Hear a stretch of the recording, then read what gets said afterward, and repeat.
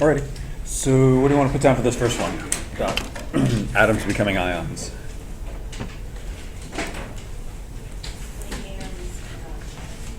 Okay. Why would they do that?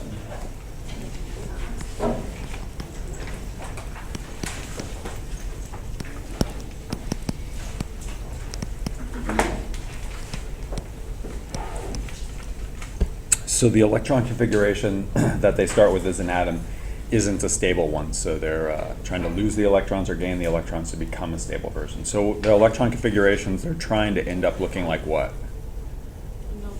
The noble gases. Okay. Does the atom that has reacted no longer have the ability to react? It's a yes and no question, right?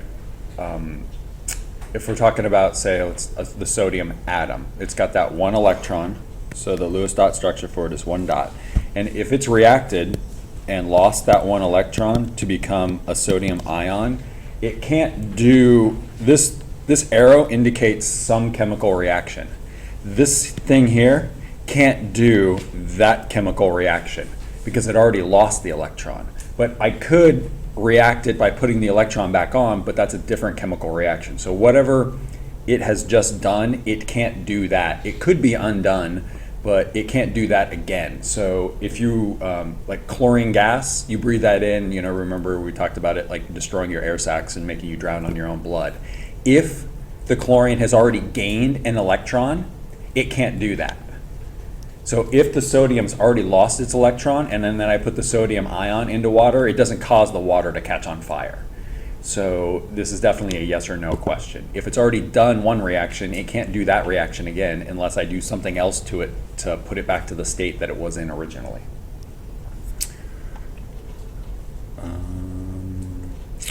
Who's more likely to gain an electron in this reaction? The silicon or the bromine? Bless you.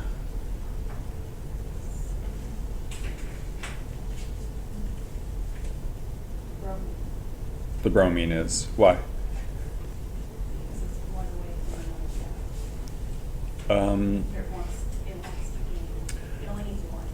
Okay. What dictates an atom's ability to gain or lose? There's a number that we use. We talked about last time. That fluorine's has the largest of those numbers. The electronegativity. So the electronegativity is the atom's ability to tear an electron away from somebody else. And so the bromine's closer to fluorine, so that tells you that it's more electronegative than silicon is. So the bromine is definitely going to be able to pull electrons away from other atoms more easily than silicon would be.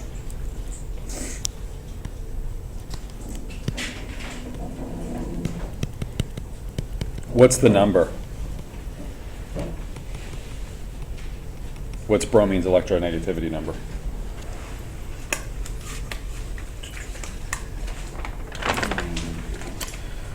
On your table, I'm pretty sure it's green. Yeah. I see 2.96. Then your silicon's is 1.9.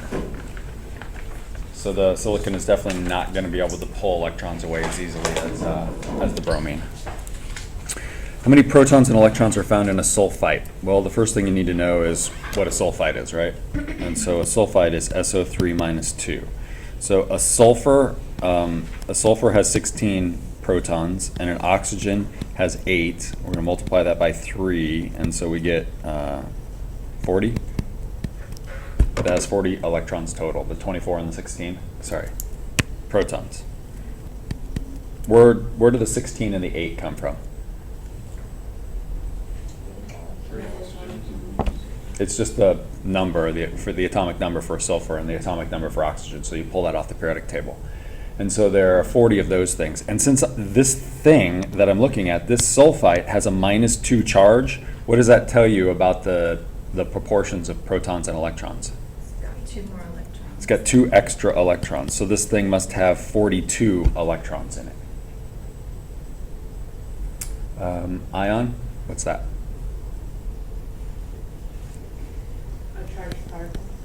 Okay.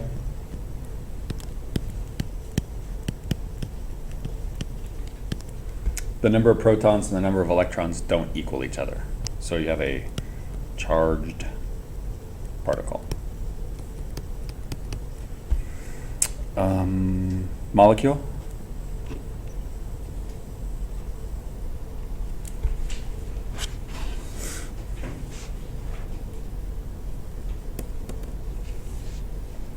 Two elements that are combined. Okay.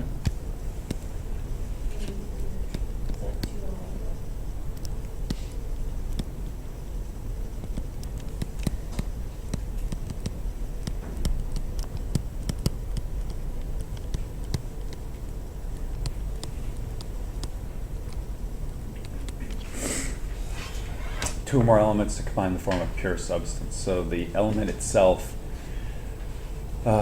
combines with something else, and then those two things, or three things, or five things, whatever it is, that thing that they just made is a pure substance. And by that, I mean it can't be physically broken apart. It can be chemically broken back down into its elements, but physically it is it's impervious to whatever it is that you're doing. Cation, positive ion, and anion, negative ion. Why is lithium happy to form a compound with bromine? Because bromine wants one of the things to Yep. So the Lewis dot structure for the bromine has 7 dots, and the Lewis dot structure for the lithium is 1 dot. So my my lithium atom will be super happy to donate this electron, and that bromine would be super happy to accept that electron.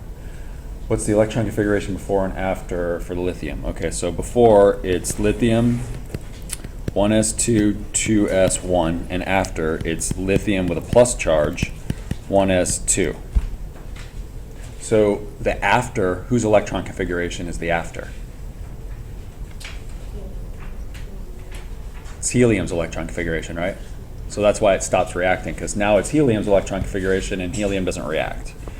What about bromines before and after? Okay, so before, the bromine is 1s2, 2s2, 2p6, 3s2, 3p6, 4s2, 3d10, 4p5.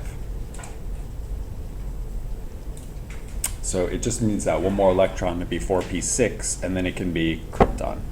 So it's after electron configuration. It's going to have a bromine with a negative charge on it, and then I'm going to make this easier for myself and write 4s2, 3d10, 4p6. So after the reaction, I've got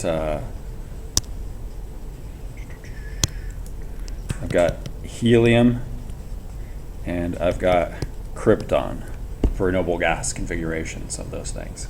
So that's why they have stopped reacting. Okay. Jones?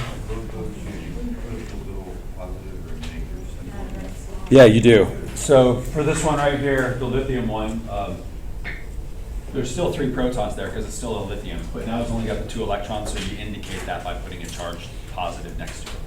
So if it would have been, say, magnesium, it would have, we would have had a +2 written there instead, because it had given away 2 electrons. It still has its 12 protons.